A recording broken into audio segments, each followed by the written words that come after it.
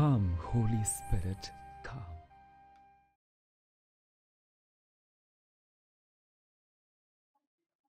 সকলকে জয় যিশু। আজ 27শে এপ্রিল। আজ খ্রিস্ট মণ্ডলী সাত্ত্বিক স্মরণ দিবস পালন করছে। ইটালির লুক্কার কাছে মন্তি সাগরাডিতে জিতার জন্ম হয়। তার পিতামাতা ছিলেন খুবই গরিব, তবে তারা ছিলেন ধর্মপ্রাণ।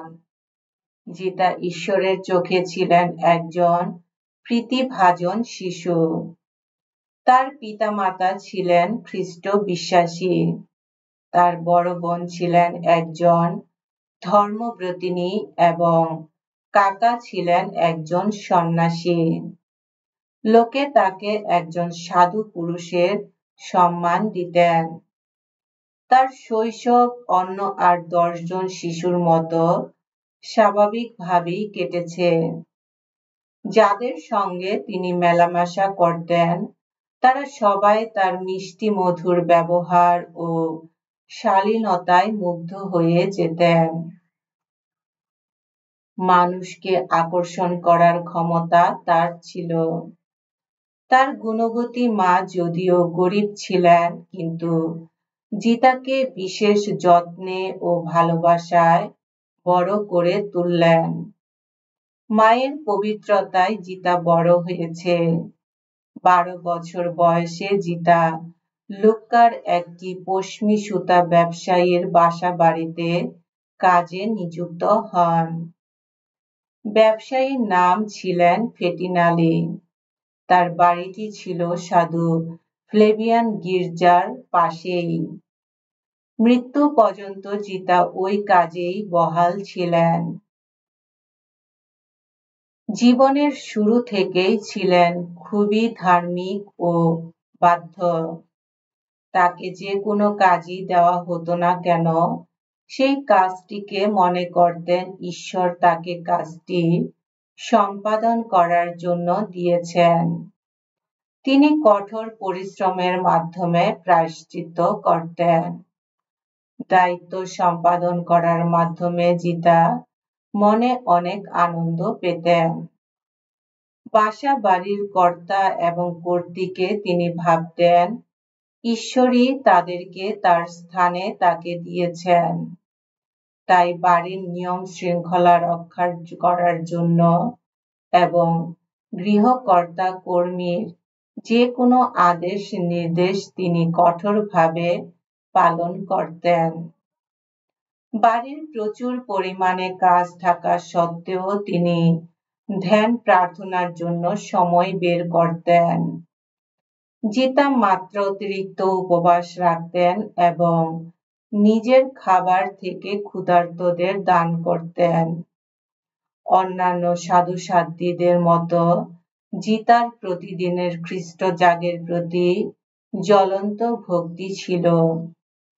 সকালে কাজের অন্যান্য লোকদের চেয়ে জিতা কয়েক ঘন্টা আগে ঘুম থেকে উঠতেন। এই মূল্যবান সময়টুকু তিনি প্রার্থনা ও সকালের খ্রিস্ট জাগের জন্য উৎসর্গ করতেন। তিনি রান্না বান্নার কাজ করতেন। তিনি বিশ্বস্তভাবে তার কাজগুলো সমাধা করতেন।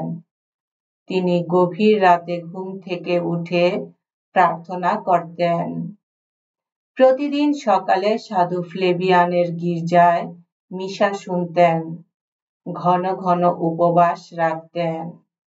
প্রায়ই তার খাবার গরিবদের মাঝে বিলিয়ে দিতেন এবং খালি মেঝের উপর ঘুমাতেন। তিনি তার বিছানাপত্র আগেই এক ভিখারিকে দান করে দিয়েছিলেন। জিতার সহকর্মীরা সকলেই তার জীবন আচরণকে ঘৃণা করতেন। তার শ্রমশীলতাকে তারা মনে করতেন তাদের প্রতি নিন্দা বা ভৎসনা শুরু। তারা তাকে প্রকাশ্যে অপমান করতেন, তাকে খারাপ প্রস্তাব দিতেন এবং নোংরা ভাষায় গালাগালি দিতেন।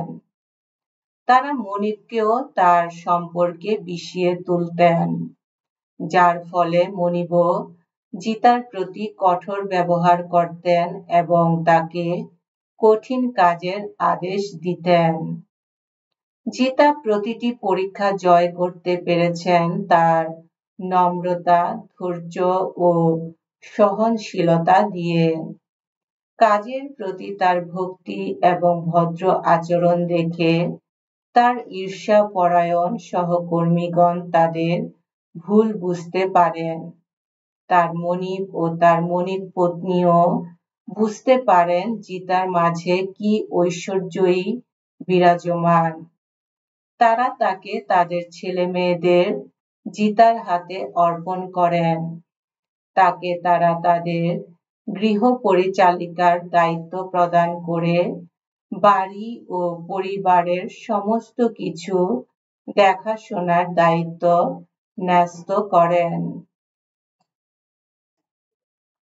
প্রাত্যহিক কাজে ব্যস্ত থাকা সত্ত্বেও জিতা দরিদ্র ও রোগীদের দেখতে যাওয়ার জন্য সময় বের করে নিতেন। এক বড়দিন সন্ধ্যায় তিনি গির্জায় যাচ্ছিলেন।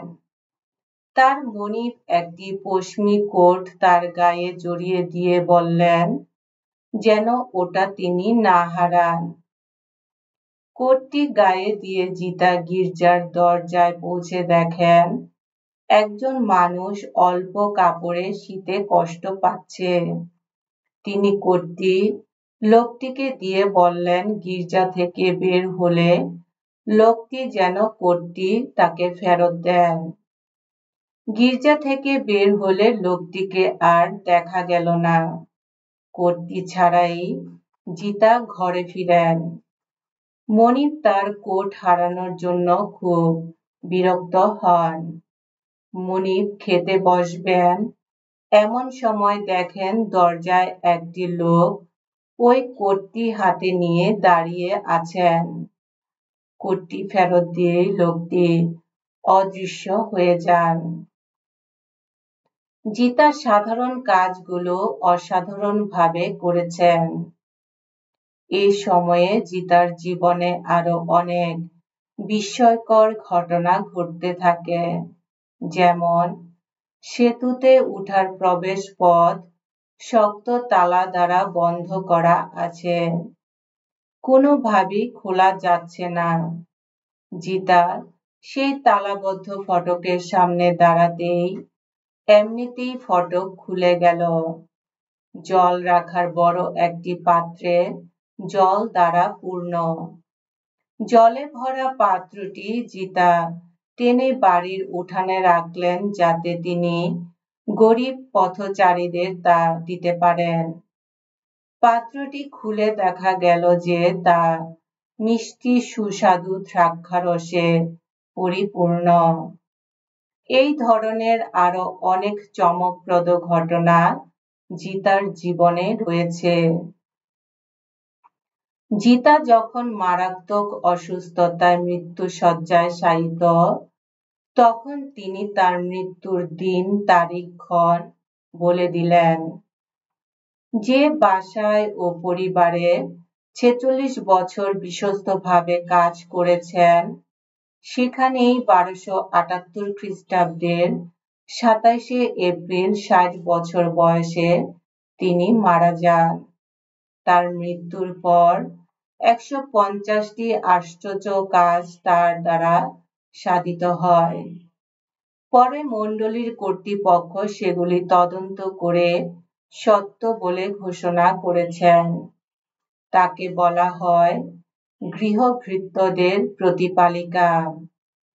যে সমস্ত মেয়েরা বাসাবাড়িতে কাজ করেন, যে সমস্ত মহিলাগণ তাদের জীবনে অনেক নিপীড়ন সহ্য করেন, সাংসারিক সুখ শান্তির জন্য অনেক ত্যাগ স্বীকার করেন, যে সমস্ত মহিলাগণ অসুস্থ ও ভাগ্যাহতদের সেবা যত্নে জীবন উৎসর্গ করেছেন, তিনি তাদেরও প্রতিপালিকা।